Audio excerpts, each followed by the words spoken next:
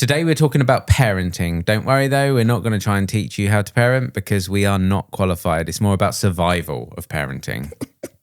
Just about surviving.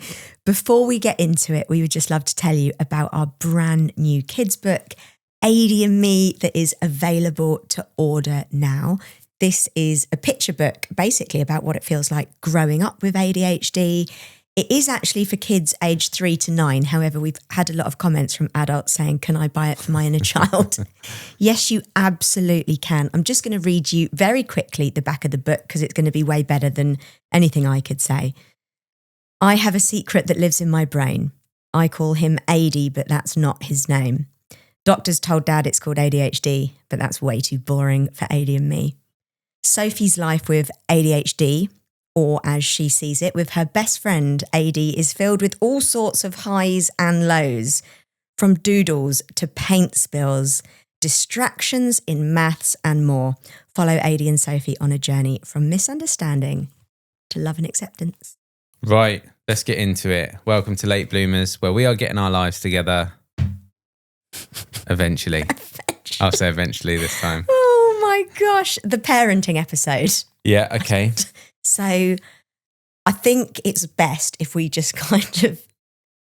Well, we've got 5 questions, haven't we, that we'll both answer. Yep. Just to keep us on point. Yep. So shall I start asking you? Yeah. This could be a messy one. Yeah. So first up, when did you become a parent and what did it feel like? Okay, so I've got 2 kids. When I first became a parent, so when I first had Sia, my eldest, I was 18. I was just 18. So I was 18 in November and Sia was born in the February. So what did it feel like? Terrifying. I had no money. I had a rubbish job. I had a job that was couldn't even afford rent, really. Parents lived in Spain. And then all of a sudden, I was responsible for a human. You know, I was barely being responsible for myself. I was married at 18. That's another thing I wouldn't recommend. Is getting married at 18. Well, I'm sure for some people it works out magically. Not for me. So yeah, it was just terrifying. I didn't know what to do. There's no sort of handbook. It's sort of learning as you go. I didn't even have a driving license, I don't think, when Sia was born. So it was probably 6 or 7 months later that I passed my driving test. So yeah, it was scary. Terrifying, basically. Yeah. And then what about with Lily? That was a bit later, wasn't it? Yeah, Lily was, it was easier for me. So I was 10 years older, so I would have been 28. And yeah, I just had my life more together, probably not emotionally, but financially and you know, with my job and my house, I was a homeowner, everything was sort of in place. So it was a bit easy. I mean, it's never easy. Like having a kid is well hard. Like, you know, it makes me smile because you hear the perception of having a child is like, it's the best thing that'll ever happen to you. And it's so magical and stuff like that, which, you know, I love my kids. Don't misunderstand me, but it's not fun. Like you have no sleep. You can't do anything anymore that you used to. You've got no freedom. Of course, it's just as rewarding because they're amazing, but I don't think how hard and awful it is talked about enough. And I mean, being 18, you say you can't do anything that you used to. I mean, you were just out of school. Yeah. So there was you never had a young person's life. Yeah, no, I didn't. I went straight from sort of school apprenticeship, moved in with my first wife when I was 17 and then had a baby, all a bit fast. The one good thing is though, I was saying last night to Sia, because they made some joke about when I'm gone, they want something. I can't remember. They want to be left something in the will. I can't. Yeah. But my reaction was, well, hopefully, touch wood, you'll be about 70. I'm only 18 years older than you. Yeah. So. Isn't that lovely? That it's a sort of surprising benefit. Yeah. So yeah, that's my story. So what about you? When did you become a parent? And what did... So it would have been 5 years ago. Yeah. A bit different to you. I became a step parent to your kids. Yeah. When I was 35. And what did it feel like? So I think it felt quite amazing in the beginning. The struggles didn't really start till a little bit later on. You know, I was completely in love with you. And when you love somebody that much and you're like invited to be part of their kids' lives, it's an incredible honor. It's an incredible challenge. And it was something that I took really seriously, probably too seriously at times. But yeah, it felt really amazing. I guess I was 35, had some sobriety under my belt, had some therapy under my belt. So it felt like an adult decision to become a step parent. So a bit different from your experience. Question though, you said, you know, when you love someone so much, it becomes an honor to be part of the kid's life. Obviously lovely to say, but the way that you said it assumes that everyone feels like that. I've heard loads of stories where step parents resent the kids. It takes time away from the partner and stuff like that. So like... I mean, obviously I don't get on with my stepmum. Yeah. And she obviously didn't see it as an honour to be that role for me. But that was very different, I feel. I think it's hard if you're the step parent from a affair. Yeah. Because how you approach that, get over that, deal with that or not is going to massively impact. So I already had known my stepmum for 15 years as a long-term affair partner before they made it official. There wasn't any of that with me and you. I met them when we were hanging out as friends. Yeah. They didn't meet me as a stepmum. I wasn't an affair partner. I was just a friend of yours. So I had it easier. I had a clean run. They got to meet me without any history. So yeah, not all step parents are going to feel it's an honour and are going to take it really seriously. And that's rubbish. Don't marry those people. Do you know what I mean? Yeah. It's your kids. Find someone who's going to be brill. I would imagine a lot of our listeners, you know, statistically will be in that situation that don't get on. And it's a tough gig, right? Being a stepmum. Like, I would imagine anyway. I mean, I haven't found it a tough gig. No? There's been huge challenges between us, between me and the kids, sure. But I haven't found it tough. I found it this amazing learning curve of which I've just grown and grown and grown and got closer and closer to them. Sorry, but like I have just found it brilliant. I think what I meant more, I don't think I sort of meant it's hard with the kids. It's sometimes maybe, and it's something that you said to me in the past, I'd have to think about how I word this, is it's sometimes tough emotionally for you, like just being the stepmom. Do you know what I mean? I don't mean... the actual act of stepmumming. Yeah, it's finding your place within a family system that's already set up. It's not overstepping the kids' boundaries, but trying to become a parent. It's trying to not piss off the other co-parents, the other mums, and wondering what that relationship should look like. And of course, I'm always aware that I'm not their real mum. Yeah. They both have real mums. They both have those relationships. So that has been tough, trying to find your way in. And a huge wounding for me from my own childhood is that I don't matter. I'm not cared about. Yeah. So then you become a stepmum where you're not part of the real family. Yeah. It can trigger that. So there's definitely been the odd tear in a bathroom about that. But on the whole, it's okay. Okay, next question. Did you always want kids? No. So, and I don't, but I don't mean I didn't want kids. It's just something that I just did because it was, I guess, drummed into me that that's what you do. You get married and have kids. It didn't work for me the first time, so I tried it again. And then we got a dog. It wasn't so it would be wrong of me to sit here saying like in childhood I always dreamed of being a dad, and I just didn't think about it. I mean, when you guys got pregnant, you would have been 17 years old. Yeah. It's like 4 years younger than Sear now. Yeah. Obviously, your dad had you when he was really young. He was 18, I think. Yeah.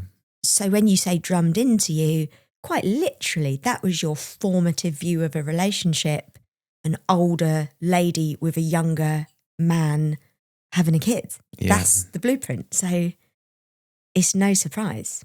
Yeah. I think now it's such a hard question to answer because now I wouldn't change anything. Both my kids are so awesome. I have so much fun with both of them. Me and Sear are probably the closest we've ever been. Lily's like a legend. She's like really getting into sports and stuff and looking to me for guidance, which feels amazing. But yeah, like if you ask me honestly, would I go back to and relive and choose to relive the 18 years to 25? I'm not sure that I would say yes. Like it's really tough mentally. Like I'm so happy now and I'm glad it all happened, but it was tough. Yeah. What about you? Did you always want kids? Absolutely not. It was my 100% rule. I will never, ever, ever have kids. I never wanted it as a young kid, teenager, 20s, 30s. It just never happened to me. The thing everyone said would happen, one day you change your mind. Nope. I didn't want to play with dolls when I was young. I was out on a BMX bike, digging like dirt holes and climbing trees. I was just not that way inclined. When I was young, I was very much more identified with like being a little boy, out running, playing football, nicking stuff from the shop. Nicking stuff from the shop. Yeah, big shoplifter vibes. And then in my 20s, I had loads of relationships in my 20s when I was still a baby. And I'm sorry to say this to you because you became a parent at 18, but me and my partners in my 20s, we were not ready to be parents. We were drinking alcohol. Some of us were taking cocaine. We were all over the place. We didn't have money. It was chaos. So yeah, no, that was never going to happen. And I was like 100% never ever, don't want them, don't like them. That ain't for me. So with that in mind, I know you've obviously said fell in love and you loved becoming a stepmum. When you sort of first knew me, so before you'd had any sort of weird connected in any way, was that a bit of a not a tick box? 100%. So when we met, I had been 18 months celibate because I was dealing with obviously addiction. So I'd stopped drinking for 18 months, but I'd also stopped any form of dating or relationship or sex because it had been such an issue for me. I'd never got it right. So I just put myself on the bench.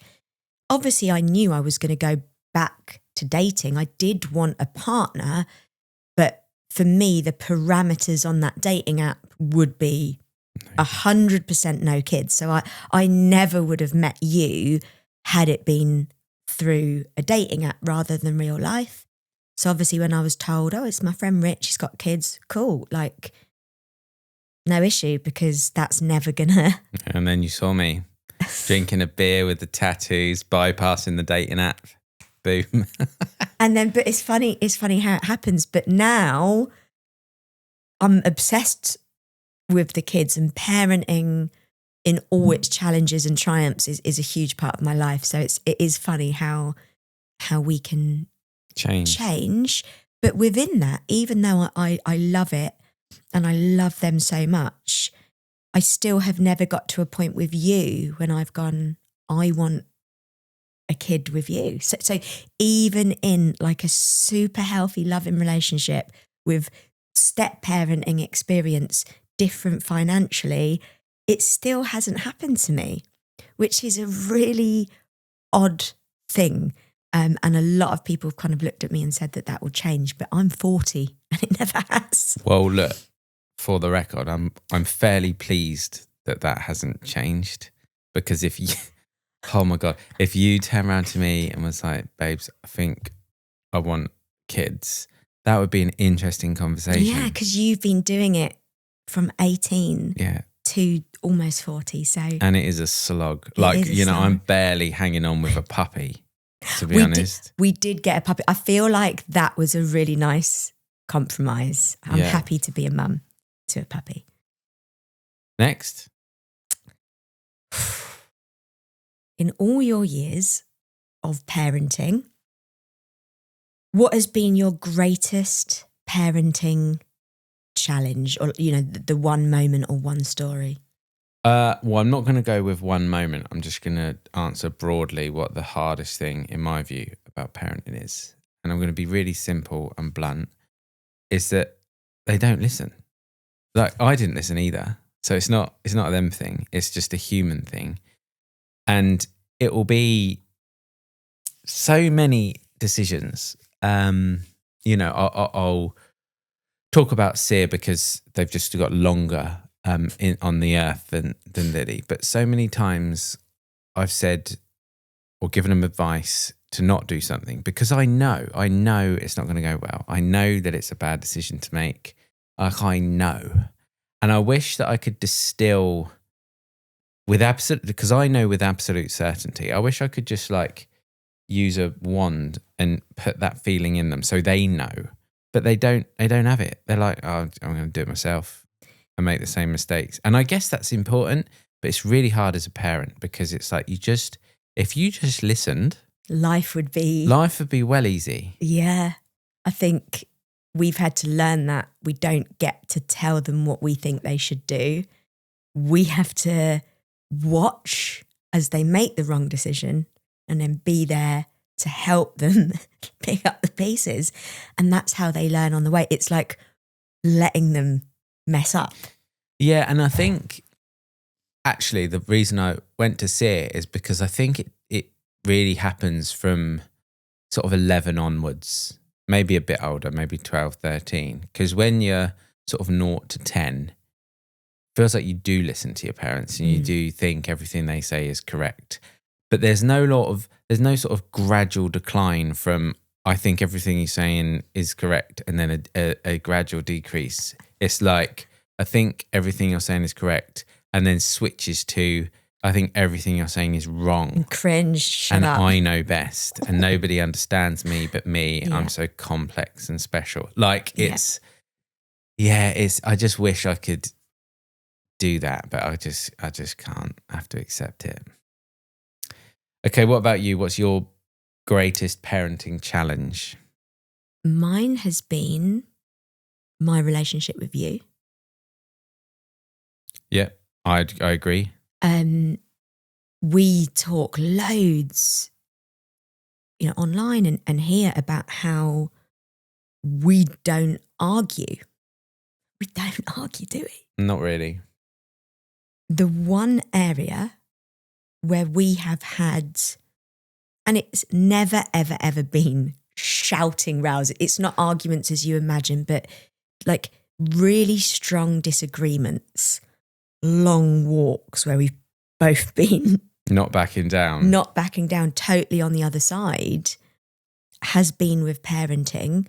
I think we're in a way different space over the last couple of years, but our first few years together, and I think we've both said this, that if our relationship was ever going to fail, it would be because of our different views on parenting. 100%. And I don't think we ever would have got to that point, but the fact that it took us into therapy it's taken us so many years to be on the same team, I can see that, yeah, it potentially could have gone that way, which is quite scary. It wasn't, you know, even took us into therapy, and then we were having arguments after therapy and stuff like that. Didn't even really help, or it sort of, I don't know, it didn't in a weird way.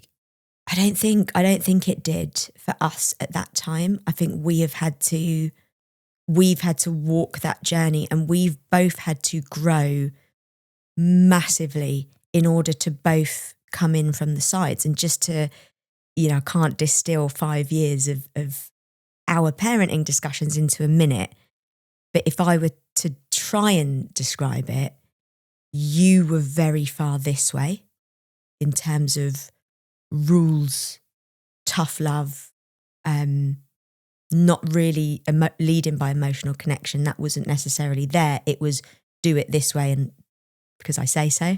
And I was very much this way, a bit coddly. Let's have cuddles. Let's talk about what happened. Let's find what happened in your past that explains why you are the way you are. And neither of those two worked. Your way meant that kids felt unknown, and my way felt that kids felt disempowered because they weren't doing it themselves. So actually looking at it from where we are now and what we do now, we were both wrong. So we're both arguing for a side that wasn't actually right. The magic point is a bit of both in the middle. It's boundaries that are explained because we respect the kids, and it's loads of love led by them, a safe environment. It's neither cuddling or tough love. So we wasted loads of time because neither of us was right. I think it's hard when you're over one side to even meet anywhere close to the middle, to be honest. And I think that's taken quite a long time. And look, I am pretty sure that the disagreements won't be over in our you know, I think that will come up again. I mean, we haven't had one for quite a while, so you never know. Well, yeah. Okay, so what moment has been your greatest parenting triumph?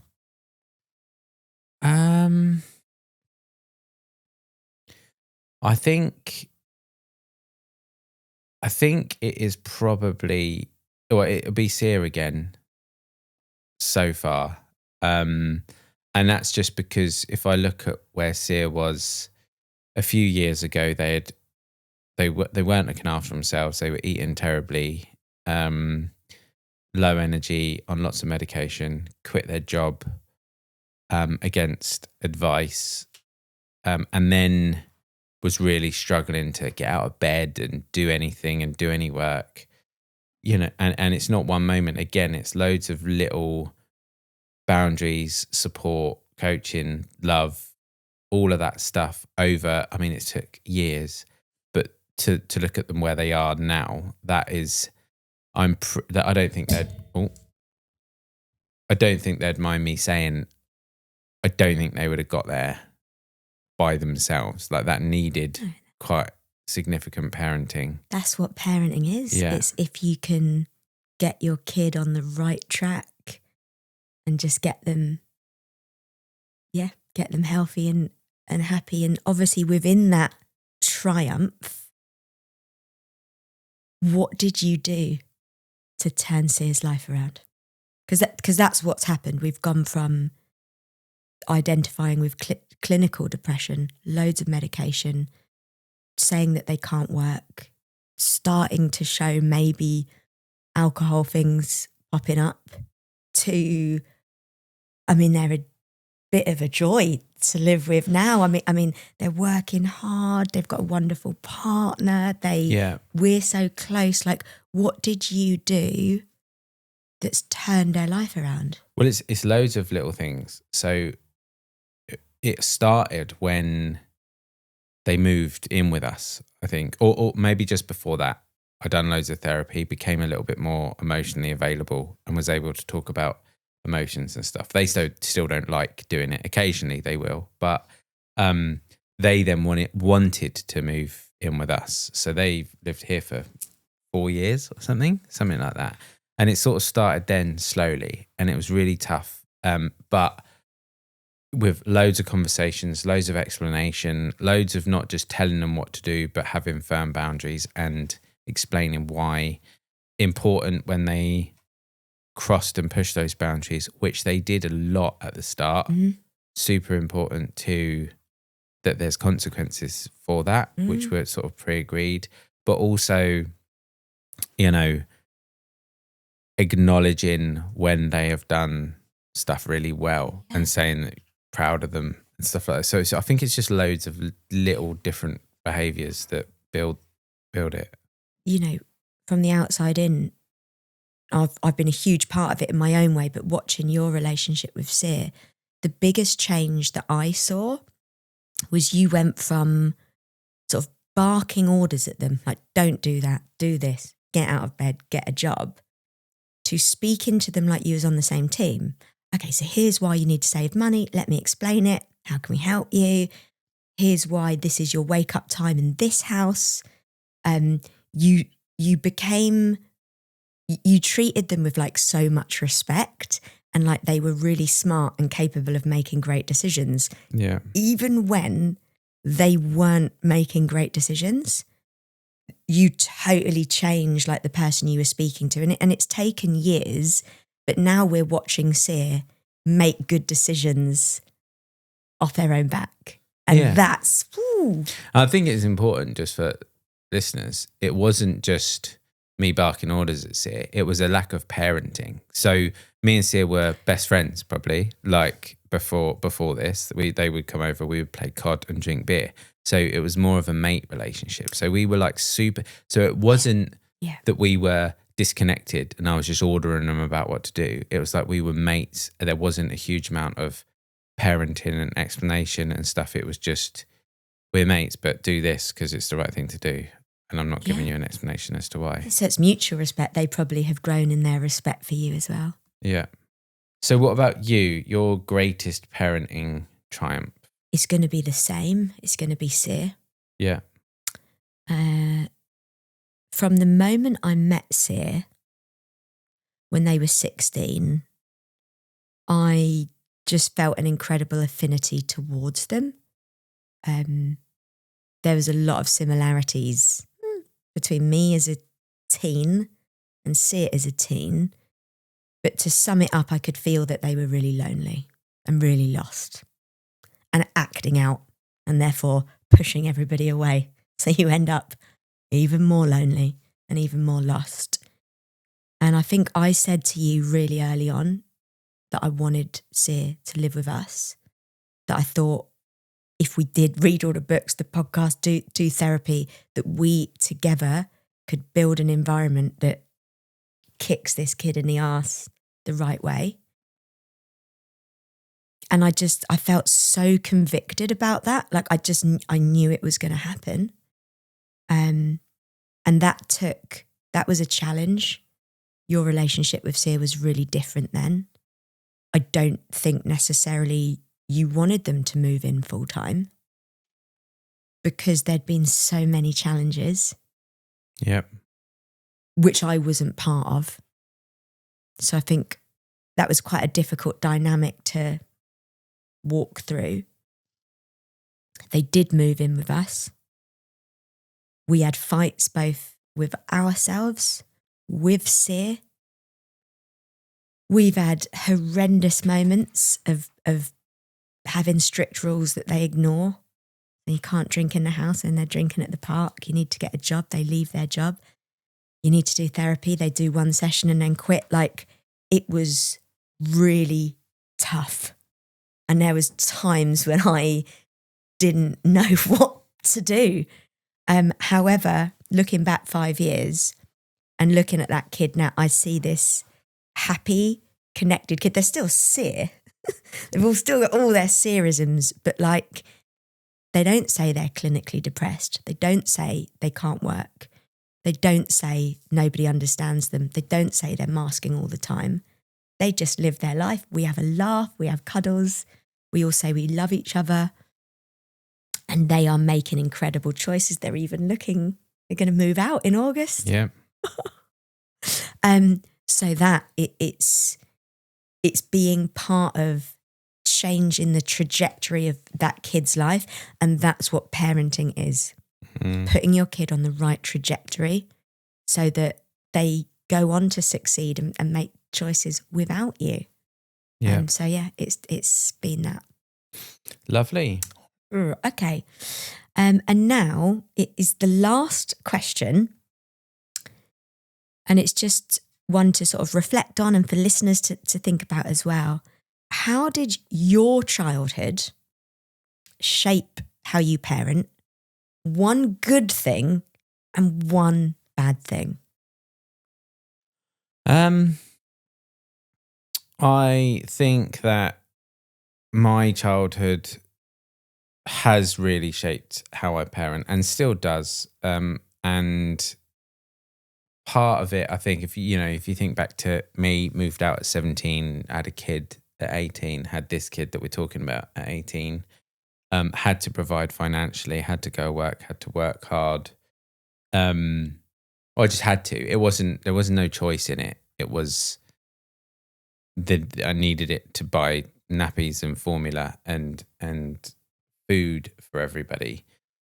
So I think that has lowered my tolerance for some behaviors. I think, if I think back about, without sounding too millennial, it was like, well, I can slip into, well, I've done it 10 times worse than what we're asking you to do.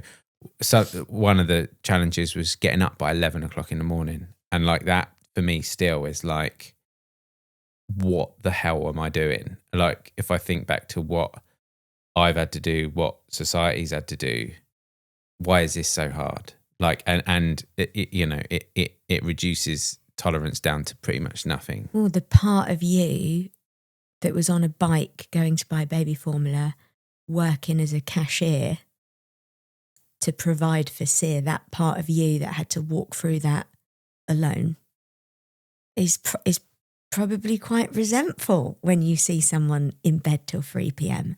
Yeah. It makes total sense. Yeah. And, I could probably sum up the arguments that we've had, if I look at my story about being sexually abused, parents moved away at 17, had to just get on with it and do it.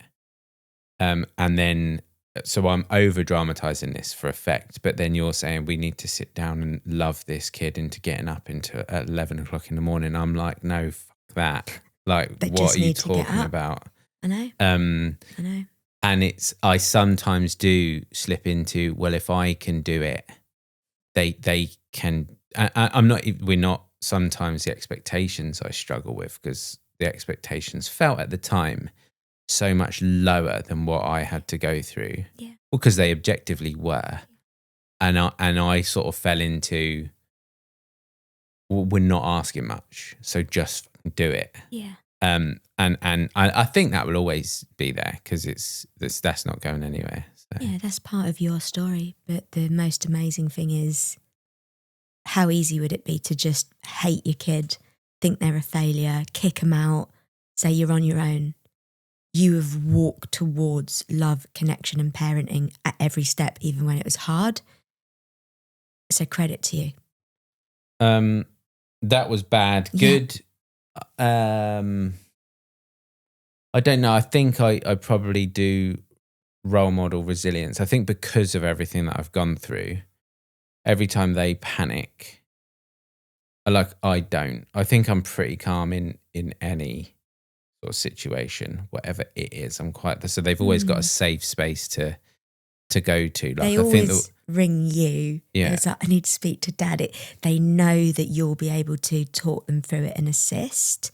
So when you say that's a good thing from your childhood, did you learn that from a parent, or did you learn? No, I think it's just shaped me because I don't even mean to sound horrible, but I know whatever it is that either of the kids are going through, I would have gone through worse. Like, it's not a big deal. Like, it will be fine. So let's just calmly navigate the situation. And I think why that's so good because of, comes from sort of the bad places that I've come through. But there's nothing worse than phoning a parent and them being just manic and anxious. And I know that that's not always the parent's fault, so I don't want to be shaming of that, but it just doesn't help the kid. Yeah, they have to know they can trust that you can deal with it, so they always have that safe place. Yeah. What about you? How did your childhood shape how you parent, good and bad? So a good thing is I was really loved. I'm going to get sad. Oh dear. It's okay. I've made it through the whole episode. I was really loved by my mum. Yeah. So I had the gift of knowing what it feels like to be like cherished. Mm-hmm. And it is such an important part of parenting, is to cherish your kids. So the way she'd smile if I walked in a room, she'd cuddle me, she'd tell me she loved me. I had that. I don't think you had that. No, it's not a thing in my family, really. So I've been able to bring that. My mum's been dead 18 years. I've been able to bring that It's okay. Into our family, your kids, my stepkids. And I see it all the time. The way I just love them out loud in the open. And I think I also love you that way. So to bring out loud affection and love and joy, I think that is like a huge benefit of me in this family. Well done for getting through that. I completely agree. Can you move on to bad? That might stop tears. So is it something bad I went through that I've learnt from, or how did your childhood shape how you parent, both the good style and the bad style? Okay, so not something bad in your childhood. What you're bad at parenting. Oh, right. So my biggest fight in parenting has been really, really firm, respectful boundaries and understanding that being strict, really strict in a respectful way is an act of love. Mm-hmm. So I think you've seen, obviously, being like loving and affectionate, that comes really easy. But for me, strictness, that really hurt me as a kid. I was hit, I was shamed, I was shouted at. So I was almost allergic. Strict meant being aggressive and deeply hurting your kid. Which of course it doesn't mean that. Which it doesn't. So I have had to learn strict rules, not only protect the kid, they tell the kid that you love them. Mm. So I really had to find that voice. So when it's like we can't shame Sear into waking up at 11. You can't call them lazy when they're neurodivergent. We have to let them discover it. We have to love them. And it didn't work. And then I had to learn, here's the house rules. Here's why they're the rules. And here's what's going to happen if you don't follow them. That is being strict. Yeah. And I never learned. So I was pretty rubbish, but I'm a bit of a hard ass now. You are, yeah. Just something you quickly just said, you can't call them lazy because they're neurodivergent. So I wouldn't ever suggest calling anyone lazy because it's quite shaming. Let me be clear. Everyone can be lazy. Yeah, of neurodivergent or not. Yes, of course, of course. That was a heavy episode. Well done for getting through the end. Yeah. Hopefully this has, whether it's helped or not, or whether you just feel less alone in the constant struggle of parenting. It's a tough gig. We all bring our own childhoods, and I just think the best thing you can do is to just think about that kid's future and them rocking and rolling on their own, living a happy life. How do you get them there? And it's very often a combination between a safe, connected house and strict rules. Yeah. I think the biggest thing we've done is our own work. Yeah. To deal with all our issues, anxieties, avoidance, so we can just be present in a really happy, close family. And that's a tough thing to do if you haven't had it. This is Late Bloomers. If you have enjoyed the episode, please like, subscribe, share. If not, then Move on, because otherwise I'll start crying. yeah.